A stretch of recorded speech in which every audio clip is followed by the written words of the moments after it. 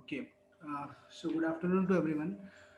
सो today हम लोग start करने वाले हैं जो हम लोगों ने कल तक छोड़ा था, इंट्रोडक्टरी पार्ट। ठीक है, तो सिलेबस का मैं आज ओवरव्यू बता दूंगा आपको कि एग्जैक्टली कितने यूनिट्स हैं, क्या क्या टॉपिक्स है, क्या कोर्स ऑब्जेक्टिव्स है, क्या कोर्स आउटकम्स है। ठीक है, एंड थोड़ा बहुत हम डिस्कशन करेंगे। ठीक है, और कल से मतलब कल तो लेक्चर शायद नहीं होगा आप लोगों का, तो जब भी लेक्चर स्टार्ट होगा हम लोगों का, ठीक है, लेक्चर नंबर 1 जो हमारा स्टार्ट हम लोग करेंगे। ठीक है, सो वो हम लोग मोस्टली स्टार्ट करेंगे इंडस्ट्रियल रेवोल्यूशन से। ठीक है, तो इंडस्ट्रियल रेवोल्यूशन यूनिट 1 का पहला टॉपिक रहेगा, तो will start that topic first. Okay, तो वो हम लोग स्टार्ट करेंगे। ठीक है, इसके अलावा मेरा एक कुछ प्लानिंग ऐसा है कि मैं आने वाले टाइम में ऐसे तो इस वीक में most probably I will planning a guest lecture for you. जो गेस्ट लेक्चर रहेगा वो हमारे टॉपिक से रिलेटेड रहेगा। ठीक है, हमारे टॉपिक हमारे सिलेबस से रिलेटेड रहेगा। सो वो टॉपिक का नाम रहेगा इंडस्ट्रियल रेवोल्यूशन 4.0। ठीक है, फोर्थ इंडस्ट्रियल रेवोल्यूशन, जिसमें आपका आर्टिफिशियल इंटेलिजेंस, ऑगमेंटेड रियलिटी, फिर उसके बाद आपका आईओटी, इंटरनेट ऑफ थिंग्स। ठीक है, ऐसे कुछ फोर्थ जनरेशन जो टेक्निक्स है। ठीक है, तो उस चीज़ों के बारे में हम लोग पढ़ उस चीज़ों के बारे में हम लोग एक गेस्ट लेक्चर रखेंगे। ठीक है, एंड उसी गेस्ट लेक्चर को बेस मान के आप लोग वो चीज़ को आगे वो चीज़ करेंगे। ठीक है, it is a part of the syllabus, वो चीज़ हम करने वाले हैं। ठीक है, उसके लिए मुझे थोड़ा सा परमिशन लगेगा हमारे एचओडी सर का।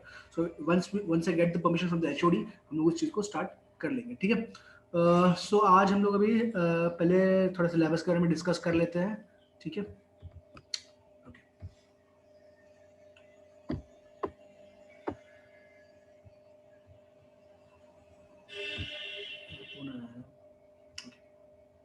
Let's start.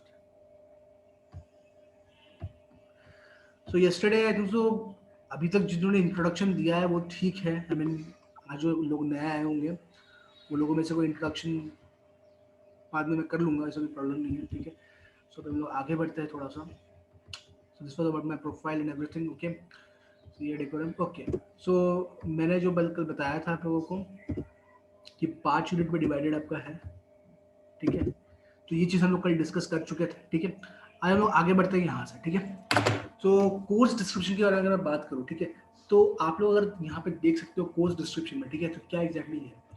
तो course description is design, this course is design, तो एक कोर्स की जो डिजाइन किया गया है, ये it will be providing a better understanding of the impact. ठीक है, तो आपका जो इम्पैक्ट है, तो मेन हमारा सब्जेक्ट का नाम क्या है, civil engineering social and global impact.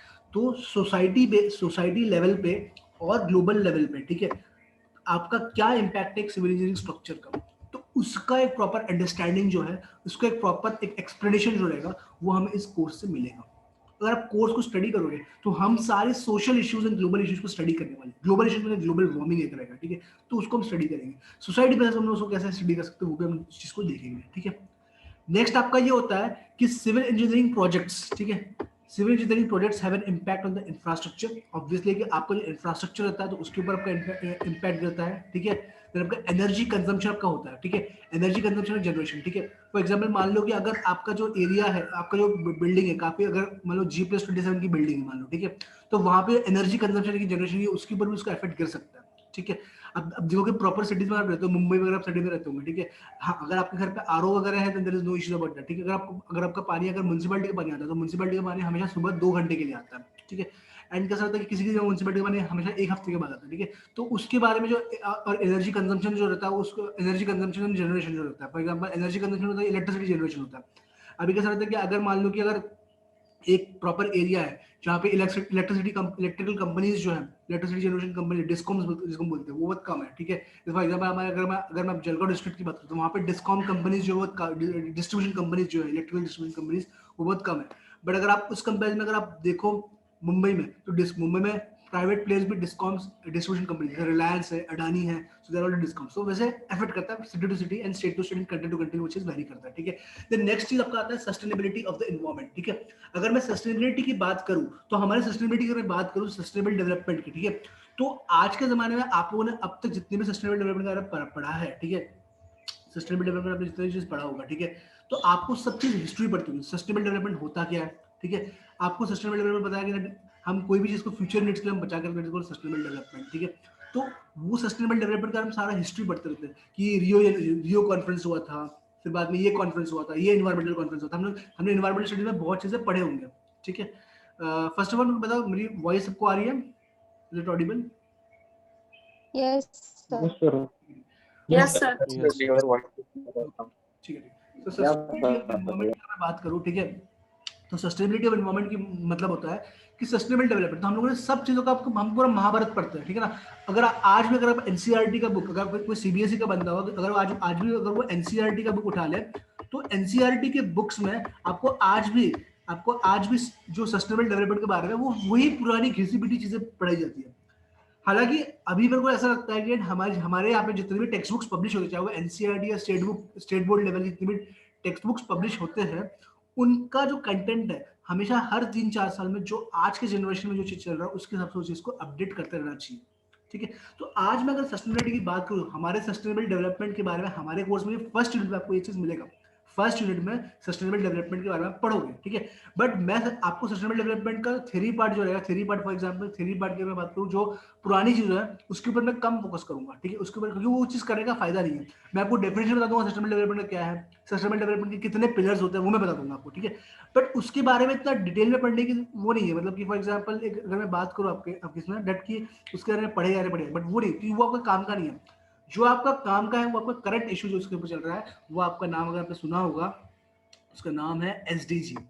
तो एक एसडीजी आपने एक शॉर्ट फॉर्म सुना होगा, न्यूज़पेपर में पढ़ा होगा आप लोगों ने, उसका नाम होता है सस्टेनेबल डेवलपमेंट गोल्स। उसका फुल फॉर्म क्या होता है? Sustainable development goals. ऐसे कितने गोल्स है? ऐसे आपके 17 सस्टेनेबल डेवलपमेंट गोल्स हैं। कितने सस्टेनेबल डेवलपमेंट गोल्स आपके? 17 एसडीजीज है। कितने? 17 एसडीजी आपके गोल्स हैं, ठीक है। अब गोल नंबर 1 क्या है, गोल नंबर 2 क्या है, ऐसे 17 गोल्स है। एंड ये 17 गोल्स मैं आपको बता रहा हूँ, ये आपके टिप्स पे होने चाहिए, ठीक है। अगर आप सस्टेनेबल डेवलपमेंट हो, ये आपके टिप्स पे होने चाहिए, मतलब आपको वो चीज याद रहनी चाहिए, ठीक है। तो ये 17 सस्टेनेबल डेवलपमेंट गोल्स जो है, इसके बारे में आपको पता होना चाहिए, ठीक है, कि कितने गोल्स है, कितने गोल्स नहीं है, ठीक है। तो ये हम एक एक करके डिस्कस करेंगे, जब हम आने वाले लेक्चर्स में हम इसको डिस्कस करेंगे, ठीक है। तो 17 एसडीजीज आपके होते हैं, और इन 17 ये जो 17 एसडीजीज हैं, इनको हमको ये इसको फॉर्मुलेट किया गया था 2015 में। 2015 में जब पेरिस एग्रीमेंट साइन हुए थे, जब कंट्रीज पेरिस एग्रीमेंट साइन कर रहे थे, तो वहां पे ये चीज साइन की गई थी 17 एसडीजीज के बारे में। और इसको सेटिस्फाई हमको करना है 2030 तक। कब तक इसको हमको सेटिस्फाई करना है? 2030 तक। अभी इंडिया में बहुत चीजें चल रही है, इंडिया वाले बहुत ये जितनी भी इंडियन गवर्नमेंट स्कीम्स निकाल रही है, उन सारे स्कीम्स में हर चीजों का एक ही फंडा है, हर चीजों का एक ही फंडा है, that we have to satisfy the UN sustainable. और ये सस्टेनेबल डेवलपमेंट गोल्स किसने फॉर्मुलेट किए थे? ये फॉर्मुलेट किए थे UNDP, United Nations Development Programme. तो यूएनडीपी ने इस चीज को फॉर्मुलेट करवाए थे, ठीक है। तो उन्होंने बोला था कि 2030 तक हमको सारे सस्टेनेबल डेवलपमेंट गोल्स को सेटिस्फाई करना है। अब उन सस्टेनेबल डेवलपमेंट गोल्स में ऐसे बहुत सारे गोल्स रहेंगे जो हमारे civil engineering point of view से, देखो हर सस्टेनेबल डेवलपमेंट गोल में सिविल इंजीनियरिंग जो है वो आपका काम आएगा ही आएगा, ठीक है। मतलब आपको, क्योंकि इंफ्रास्ट्रक्चर तो हर इसमें बनना ही बनना है, ठीक है। तो उसमें हर इसमें सिविल इसमें आपका काम आएगा ही आएगा, ठीक है। एक मिनट, ओके, समझ में आया आपको?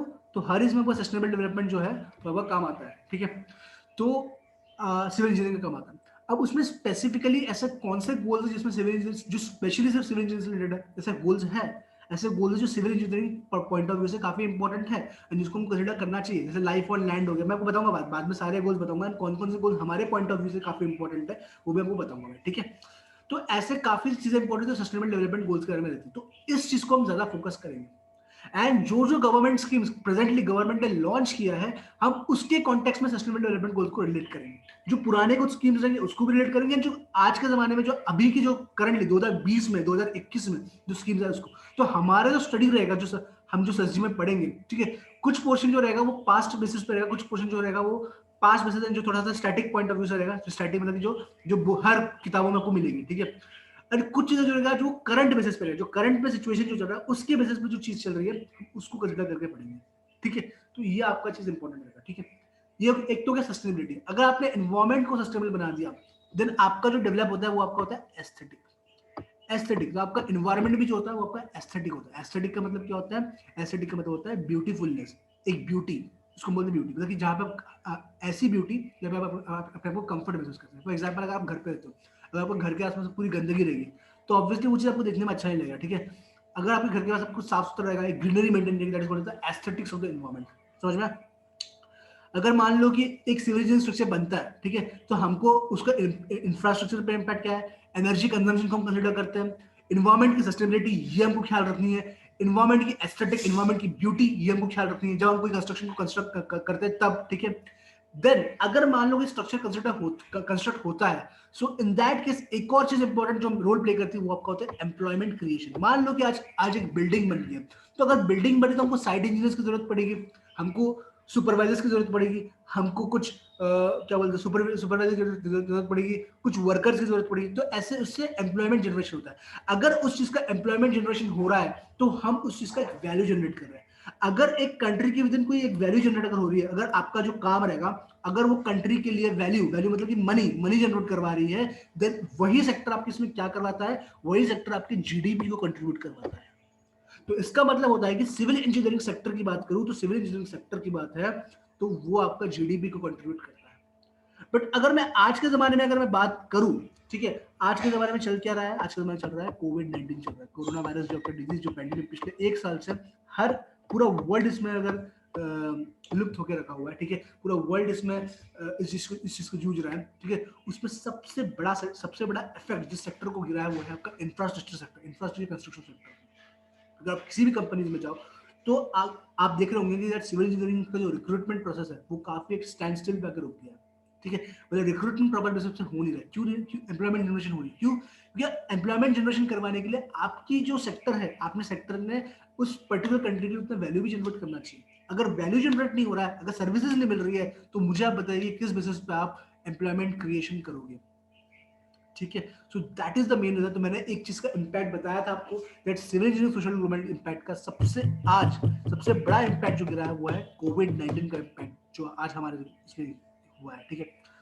एंड मैं वही बता रहा हूँ कि हमारे इंजीनियरिंग का जो सिलेबस होता है उसको हमको हर 2-3 साल में चेंज करना चाहिए, हर 1-2 साल में चेंज करना चाहिए।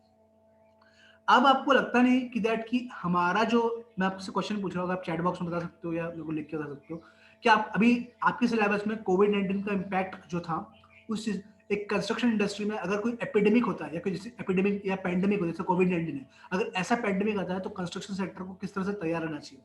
तो आपको लगता है कि that इस तरह से आपको लगता है कि ऐसे चीजें जो है वो आपके सिलेबस में इंक्लूड होना चाहिए, हाँ या नहीं? It should be included in your syllabus.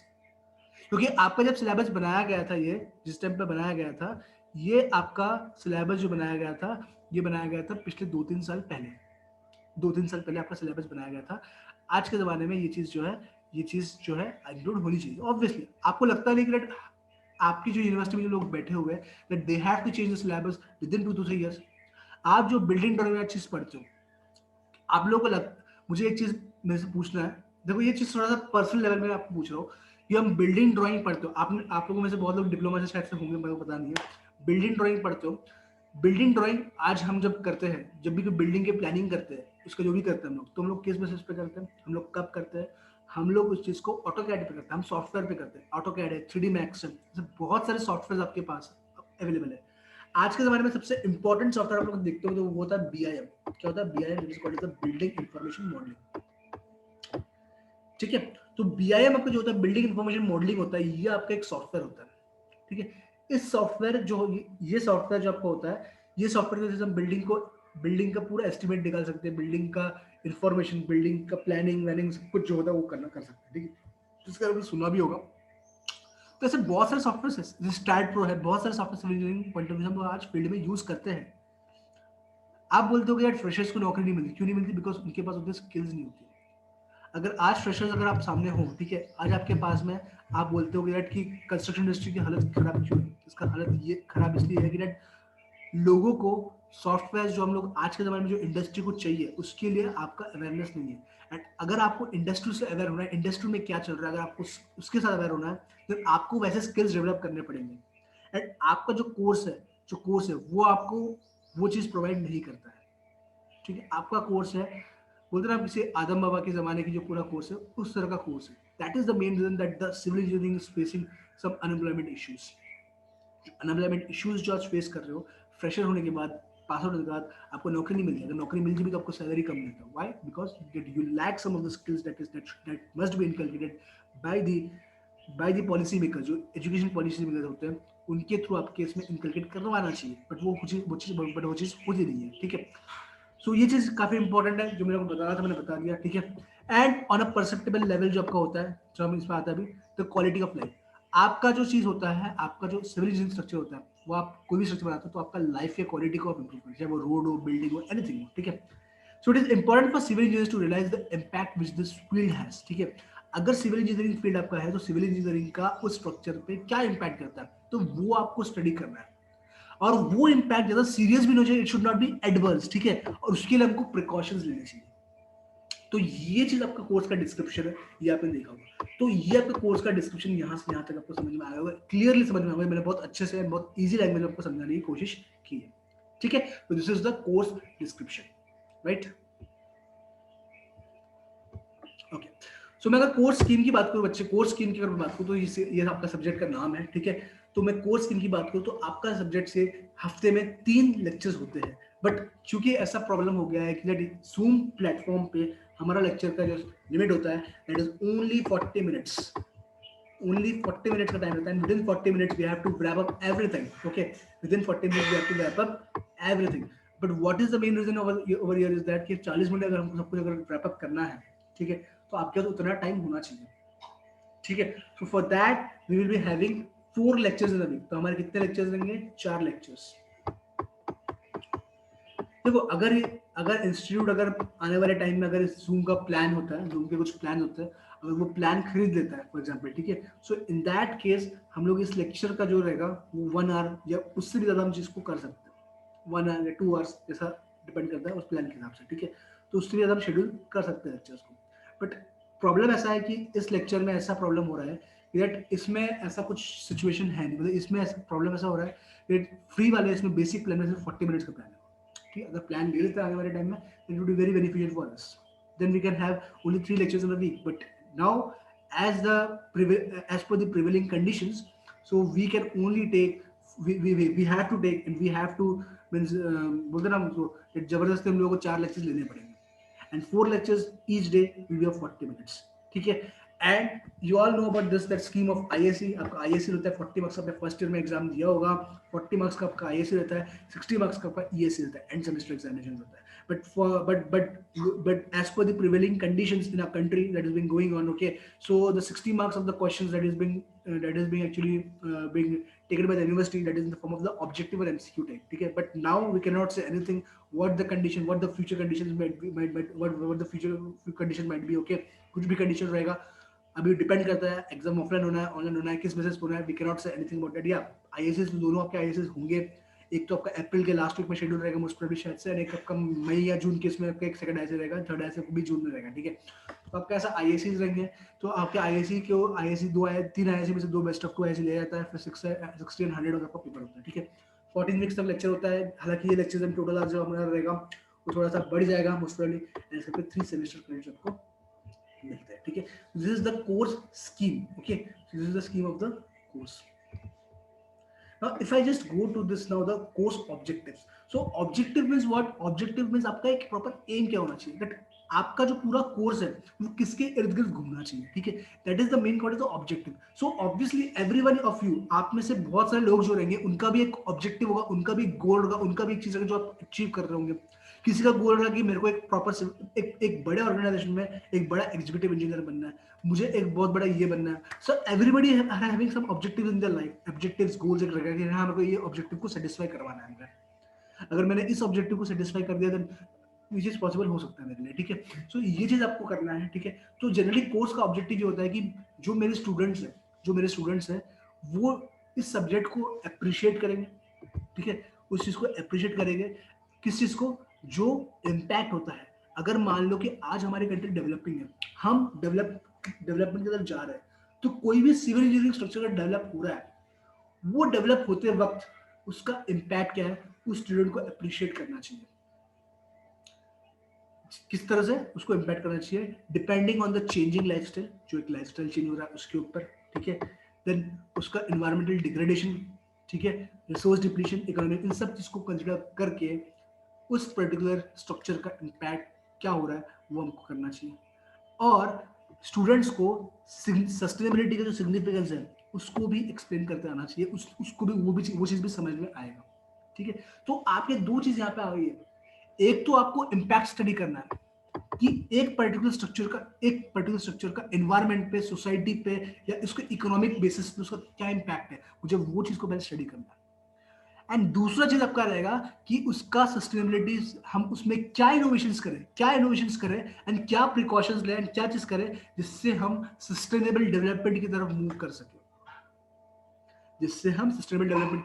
सके, और हम इन सारे इम्पैक्ट्स को रिड्यूस कर सके, एंड हम सस्टेनेबल डेवलपमेंट की तरफ बढ़ सके। तो वो चीज हमको स्टडी करना है, समझ में? हम सस्टेनेबल डेवलपमेंट की तरफ बढ़ सकते। फॉर एग्जाम्पल अगर मैं बात करूं, ठीक है, आज के टाइम पे हम गाड़ियों में जो फ्यूल यूज करते थे, वो फ्यूल जो होता था वो हम लोग पेट्रोल जो हम लोग का कोल वोल जो है उससे हम वो करके फिर फ्रैक्शनल डिस्टिलेशन करके हम उसको वो करते थे, ठीक है। उसके लिए बहुत ज्यादा एनर्जी लगती थी, बहुत ज्यादा जो है, और पेट्रोलियम जो प्रोडक्ट है वो नॉन रिन्यूएबल सोर्स है, वो आने वाले टाइम में वो खत्म भी हो जाएगा, ठीक है। बट अगर मैं सस्टेनेबल डेवलपमेंट की बात करूं, अगर मुझे वही चीज अगर मुझे नेचर से मिल जाए तो क्या होगा? आज आपको पता है कि आपका शुगर केन का जो मोलासेस होता है शुगर केन का जो आपका मोलासेस होता है, ठीक है, शुगर केन का जो मोलासेस होता है, मोलासेस है, तो मोलासेस का बैगैस पता नहीं कुछ होता है, शुगर केन के साथ बैगैस होता है, बैगैस, ठीक है। उसको बैगैस बोलते हैं हम, उसको बोलते हैं रेसिड्यू बोलते हैं, शुगर केन का जो रेसिड्यू होता है उसको हम लोग यूज कर सकते हैं, पता है किसको? उससे हम लोग फ्यूल जनरेट करते हैं, क्योंकि शुगर केन के गैस में, मोलासेस में आपका जो रहता है उसमें आपका अल्कोहल रहता है, एंड वो अल्कोहल जो होता है, alcohol is a good source of fuel जो आप व्हीकल में यूज कर सकते हो। तो शुगर केन आपको इजीली अवेलेबल है, शुगर केन तो जनरेट होता ही है, वो आपके नेचर में अवेलेबल है, वो एक रिन्यूएबल सोर्सेज है, वो आपके नेचर में अवेलेबल है, आप उसको यूज करके आप इसको फ्यूल जनरेट कर सकते हो। जो चीज खत्म होने वाली, जो चीज एक्सटिंक्ट होने वाली है, उस चीज को करके आप कैसे सस्टेनेबल करेंगे? तो आपका वही चीज मैं इंपॉर्टेंट बताना चाहता हूँ कि किस तरह से आपका ये चीज इंपॉर्टेंट हो जाती है सस्टेनेबल डेवलपमेंट। समझ में आप लोगों में क्या बोलना चाहता हूँ? This was all about the objective. अगर मैं बात करूँ, ठीक है, अगर मैं बात करूँ अगला पार्ट, ठीक है, it is the next part is what? Next part is about your this course outcomes, ठीक है। You have the objective, you should have that course should also have a particular outcomes. Outcome is what? इस outcome का मतलब बच्चे ये होता है, outcome का मतलब होता है कि इसका रिजल्ट क्या है आपका। आप बोलते ना, आप लोग क्या बोलते हैं, आप लोग बोलते कभी कभी कि सर हमारा एग्जाम है अभी, मान लो अभी कौन सा 4th सेमेस्टर, तो मेरा 4th सेमेस्टर का एग्जाम मान लो सर सितंबर में है, मान लो अभी पता नहीं कब कब होगा, ठीक है। 4th सेमेस्टर का मेरा एग्जाम सितंबर में है। अगर मेरा 4th सेमेस्टर का एग्जाम सितंबर में है तो मेरा गोल ये है कि मेरे को 4th सेमेस्टर अच्छे मार्क्स से निकालना है। मेरा क्या रहेगा, मेरा ये ऑब्जेक्टिव रहेगा to clear the 4th semester examination with a good, that is objective. Outcome क्या रहेगा, आउटकम का पॉइंटर रहेगा, whatever your pointer is, whatever your credit score is, जो आपका क्रेडिट पॉइंटर, आपका जो भी सीजीपीए रहेगा, that CGPA is an outcome. Similarly course का भी ऑब्जेक्टिव है, कोर्स का ऑब्जेक्टिव क्या रहता है, पर्टिकुलर ऑब्जेक्टिव रहता है कोर्स का, कि स्टूडेंट्स का जो कोर्स रहेगा वो मेरे इसी एक, जो बोला ना कि एक बाउंड्री आपका, ये आपका बाउंड्री है, इसी बाउंड्री में आपका कोर्स का ऑब्जेक्टिव घूमना चाहिए। एंड आउटकम मतलब क्या होता है कि उस ऑब्जेक्टिव को सेटिस्फाई करने के बाद स्टूडेंट्स को क्या क्या चीजें सीखने को मिली, या क्या वो कर सकता है आने वाले टाइम में, या अगर मान लो कि अगर उसको इम्पैक्ट को स्टडी करना है तो क्या क्या चीजें सीख सकता है, that is also course of outcome. So every course है आपका, आईएसएम हो, आईएफएम हो, ये हो, कुछ भी हो, हर एक का कोर्स ऑब्जेक्टिव होता है, हर एक का कोर्स आउटकम होता है। And teachers those teaching the subjects, जो भी सब्जेक्ट टीच करता है, सीएसईडी होता है, उनको स्टूडेंट्स को ये चीजों से रूबरू करवाना चाहिए, चाहे वो कोर्स ऑब्जेक्टिव्स हो, कोर्स आउटकम्स हो। जनरली क्या होता है, कोर्स ऑब्जेक्टिव कोर्स आउटकम होता है वो एक फैकल्टी एंड स्टाफ लोगों के लिए होता है, क्योंकि उनके यहाँ पे दो कमिटीज जनरली हर साल आती है, एनबीए कमेटी, एनबीए कमेटी आती है और नैक कमेटी आती है। And NBA committee and NAAC committee जो आपकी आती है, एंड वहां पे आपको ये चीज जो होती है, उसमें आपको ये कोर्स आउटकम्स को मैपिंग करना पड़ता है, ठीक है ना। फॉर एग्जाम्पल का यूनिट नंबर 1 है, तो यूनिट नंबर 1 में कौन कौन से कोर्स आउटकम्स आपके मैप कर रहे हैं। अगर मान लो कि एक बच्चा यूनिट 1 पढ़ लेता है, तो उसने कौन कौन से कोर्स आउटकम्स को, चाहे कोर्स आउटकम नंबर 1, ये 2, ये 3, ये 4 और ये 5, तो कौन कौन से कोर्स आउटकम्स को वो सेटिस्फाई कर रहा है। यूनिट नंबर 2 पढ़ा तो वहां पे कौन कौन से कोर्स आउटकम सेटिस्फाई हो रहे हैं।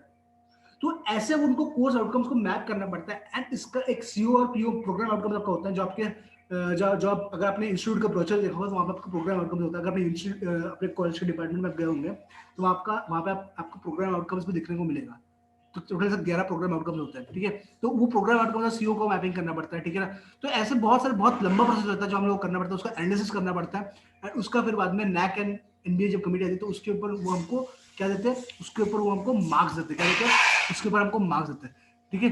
एंड वो मार्क्स जो हमको मिलता है उसकी वजह से हमको हमारे कॉलेज को क्या मिलता है, नैक एक्रेडिटेशन में A++, A+, तो ऐसा हमको मिलता है। ऐसा ऐसे सिर्फ वो एक पैरामीटर नहीं है, NAAC is one of the parameter, ठीक है, एक पैरामीटर है। ऐसे बहुत सारे पैरामीटर रहते हैं, ठीक है ना। जैसे आप लोगों का रिजल्ट रहता है, तो बच्चों का रिजल्ट क्या रहता है, ठीक है, एक पर्टिकुलर कॉलेज में, ठीक है। फिर बाद में टीचर जो पढ़ा रहा है वो किस तरह से पढ़ा, तो ऐसे बहुत सारे 12-13 पैरामीटर, जैसे बहुत सारे पैरामीटर रहते हैं, जिसको कोर्स आउटकम भी एक पैरामीटर है, ठीक है, सीओ मैपिंग जो पैरामीटर है, तो ऐसे बहुत सारे पैरामीटर्स रहते हैं, ठीक है। हम लोग जब कभी क्वेश्चन पेपर सेट करते हैं, ठीक है, टीचर्स लोग, तो उसमें एक होता है ब्लूम्स, जो कुछ चीज समझ में, एक होता है ब्लूम लेवल होता है, एक होता है ब्लूम टेक्सोनॉमी होता है, ठीक है ना।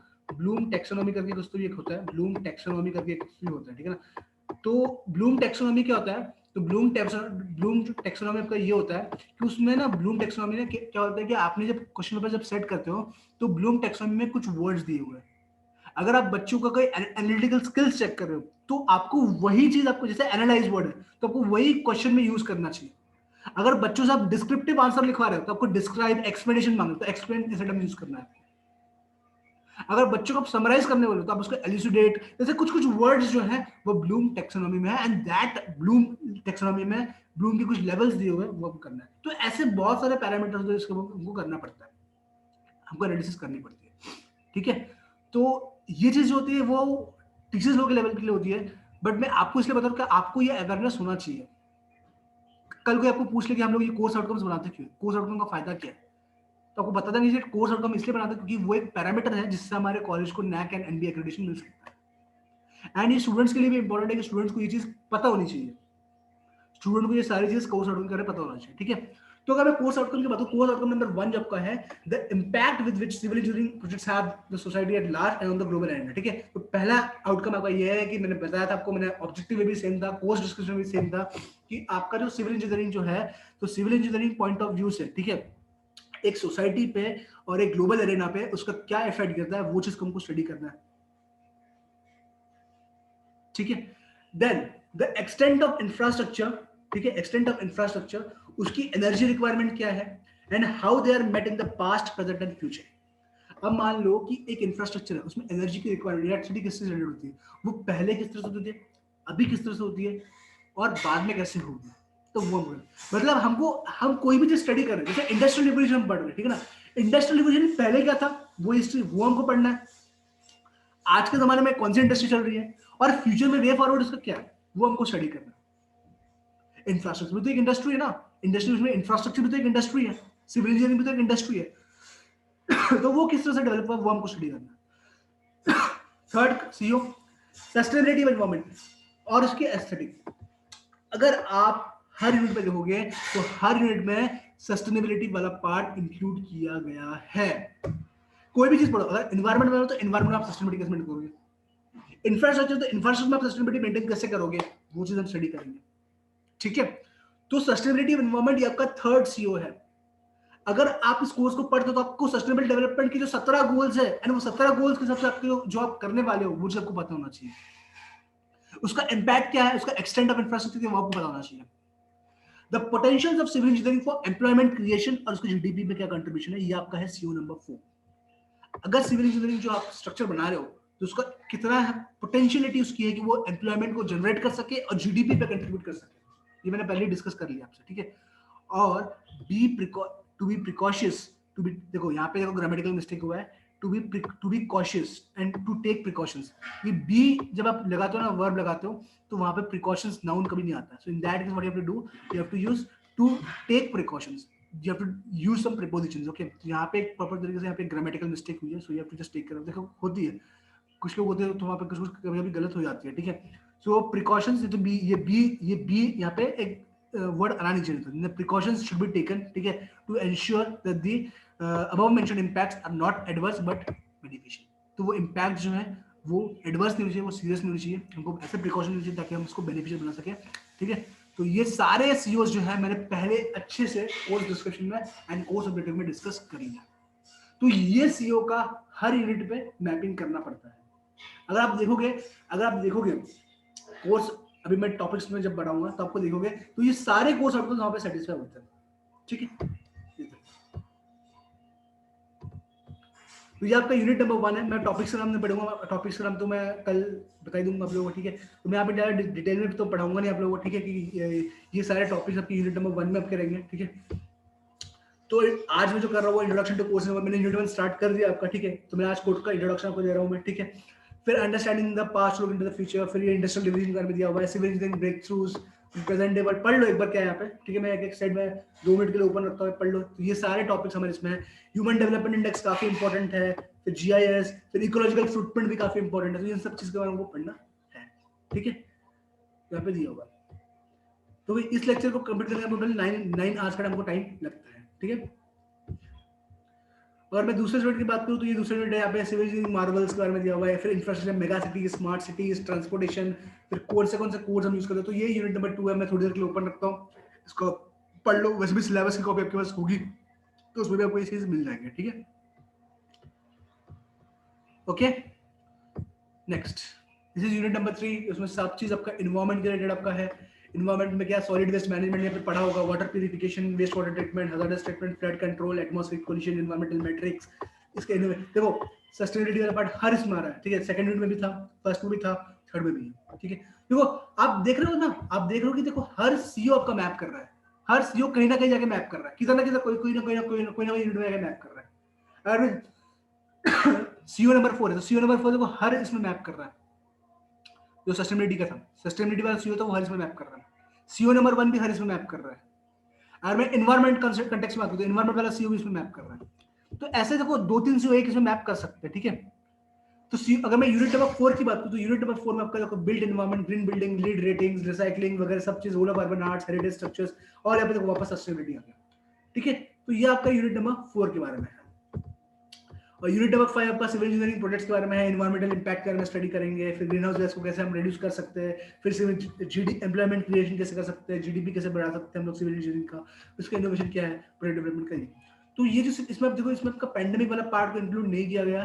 हम कुल अगर मुझे टाइम मिला तो हम सिविल इंजीनियरिंग का जो पेंडिंग वाला पार्ट रहेगा उसको भी इंक्लूड करने की कोशिश करेंगे। मैं गेस्ट लेक्चर पहले ऑर्गेनाइज करवा दूंगा कि पैंडेमिक के टाइम पे आपको सिविल इंजीनियरिंग को कैसे कंसिडर करना चाहिए, कैसे उसमें इंफ्रास्ट्रक्चर सेक्टर को आपको डेवलप कर सकते हैं एंड उसमें जॉब अपॉर्चुनिटीज कैसे आएंगे। तो इन सारी चीज़ों को हम एक गेस्ट लेक्चर के फॉर्म में कन्वर्ट करवा लेंगे, ठीक है। तो मैं सोच ऐसा रहा हूँ कि मैं बहुत सारे गेस्ट लेक्चर आपके लिए करवाऊँ एंड उस गेस्ट लेक्चर्स में जो आप एक्सपर्ट से सुनो कि एक्चुअली मार्केट में क्या सिचुएशन है, ठीक है। तो अभी आने वाले टाइम में फ्राइडे को मोस्ट प्रोबेबली मेरा प्लान ऐसा है कि मैं एक गेस्ट लेक्चर ऑर्गेनाइज करूँ आप लोगों के लिए, जो कि इंडस्ट्रियल रेवोल्यूशन 4.0 एंड उसमें एक सिविल इंजीनियर इंडस्ट्रियल रेवोल्यूशन 4.0 में अपना कॉन्ट्रीब्यूट कैसे कर सकते हैं। इंडस्ट्रियल रेवोल्यूशन 4.0 की अगर मैं बात करूँ, ठीक है, तो उसमें आपका आर्टिफिशियल इंटेलिजेंस आपका रहेगा, फिर आपका ऑगमेंटेड रियलिटी रहेगा, एआर रहेगा, फिर आपका आईओटी रहता है, इंटरनेट ऑफ थिंग्स रहता है आपका, फिर आपका 3D प्रिंटिंग रहेगा, ठीक है। तो ये सब चीज आपका आता है, वो आपका इंडस्ट्रियल रेवोल्यूशन 4.0 में 3D प्रिंटिंग आपका रहता है, ठीक है। तो ये आपका सब चीज इंडस्ट्रियल रेवोल्यूशन 4.0। तो ये वीक में मैं मोस्ट प्रोबेबली प्लान ऐसा कर रहा हूँ कि मैं गेस्ट लेक्चर सीरीज आपके लिए ऑर्गेनाइज कर रहा हूँ, ठीक है। तो उसको आपको वो चीज करना है एंड कंपल्सरी सबको करना है, पूरे क्लास में सबको कंपल्सरी है। एंड उस दिन का जो अगर मान लो मेरा लेक्चर उस दिन का मैं लेक्चर नहीं लेता हूँ इन दैट केस किसी का, तो आपका अटेंडेंस वो गेस्ट लेक्चर के इसमें कंसीडर किया जाएगा, ठीक है। तो ये चीज मैं डिस्कस कर चुका आप लोगों से, ठीक है, कल के लेक्चर में। और ये देखो कल हम यहाँ से स्टार्ट करेंगे इंडस्ट्रियल रिवोल्यूशन के बारे में। अब देख सकते हो फर्स्ट में आपका mechanisation of power, water power, steam power आपका था, ठीक है। फिर आपके आप फर्स्ट इंडस्ट्रियल आपका water power, steam power use कर सकते हैं। सेकंड इंडस्ट्रियल रिवोल्यूशन में इलेक्ट्रिसिटी को यूज कर सकते हैं। फिर थर्ड इंडस्ट्रियल आप कंप्यूटर ऑटोमेशन को यूज करते हो एंड फोर्थ इंडस्ट्रियल आज की जगह हम साइबर फिजिकल सिस्टम जो कि आपका एआई वगैरह में इसको यूज करते हैं, that is a wifi data, उसको यूज करते हैं, ठीक है। तो ये 4 इंडस्ट्रियल रिवोल्यूशन आपका है। एक और इंडस्ट्रियल आपका है एग्रीकल्चरल रिवोल्यूशन, वो भी पहले आपका आ चुका है कि एग्रीकल्चर में कैसे रिवोल्यूशन आया पहले के जमाने में, ठीक है। तो this is all about the today's lecture, ठीक है। सो यहाँ पे हम लोग यहाँ पे अपना हमारा इंट्रोडक्शन लेक्चर हम एंड करते हैं, ठीक है। तो ये हमारा यहाँ पे लेक्चर जो इंट्रोडक्शन वाला पार्ट है, जो मेरे कोर्स का ओवरव्यू था मैंने वो आपको दे दिया है। एंड जब भी हमारा नेक्स्ट लेक्चर रहेगा उसको हम स्टार्ट करेंगे इंडस्ट्रियल रिवोल्यूशन से। इंडस्ट्रियल रिवोल्यूशन का कॉन्सेप्ट हम पढ़ेंगे पहले, ठीक है। देन हम स्टार्ट करेंगे first industrial revolution, second industrial revolution, third industrial revolution, fourth industrial revolution, ठीक है। तो फोर्थ इंडस्ट्रियल रिवोल्यूशन का मैं गेस्ट लेक्चर करूंगा फ्राइडे को, ठीक है। भले अगर कुछ समझ में ना आए बट समझ में आएगा आपको इजीली, ठीक है। तो वो गेस्ट लेक्चर करना आप लोगों के लिए इंपॉर्टेंट है, ठीक है। तो फ्राइडे को, सैटरडे को, संडे को जब भी मेरे को टाइम मिला मैं करवा लूंगा, ठीक है। सो उस दिन आपका लेक्चर को भी आप लोगों का मैं शिफ्ट करवा लूंगा इधर उधर, ठीक है। सर को बोल के लेक्चर भी शिफ्ट आपका इधर उधर सेकंड स्टूडेंट्स के लिए, ठीक है। सो यहाँ पे हम जिसको एंड करते हैं, ठीक है। ओके, सो नाउ मैं अटेंडेंस का लिंक शेयर कर रहा हूँ मैं, ठीक है। So you only have 5 minutes with you, ठीक है। 5 मिनट में लिंक को फिल करो और थोड़ी देर बाद ये अटेंडेंस का जो लिंक रहेगा वो अपने आप क्लोज हो जाएगा, ठीक है। So this is the link in the chat box I am pasting over here, इसको आप भर लो, ठीक है। एंड फास्ट में, ठीक है। वेट करता हूँ, 1 मिनट टाइम है, you can fill the attendance and within 5 minutes I will just close the link, ठीक है।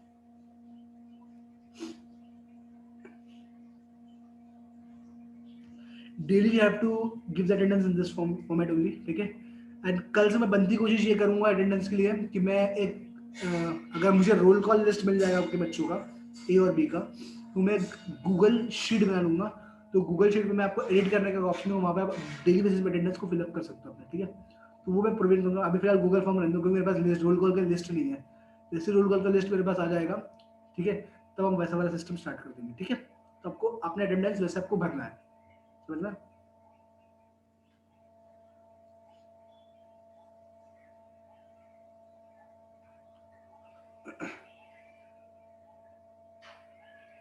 ओनली 32 स्टूडेंट्स आर टुडे, 33 34 दो बच्चे गायब हो गए हैं, अटेंडेंस भरने का सब जा रहे हैं। जिनका अटेंडेंस हो जा रहा है वो लोग जा सकते हैं, ठीक है। जिन्होंने अटेंडेंस भर दिया है वो लोग लीव कर लेंगे, ठीक है। So mostly day after tomorrow हमारा लेक्चर रहेगा तो हम वहाँ पे मीट करेंगे, ठीक है। ओके, सबको अंडरस्टूड है, सबको समझ में आया, किसी को डाउट कोई पूछ सकता है। अंडरस्टूड, समझ में आया सब लोगों को? Yes, sir. Okay, so let's meet tomorrow, okay.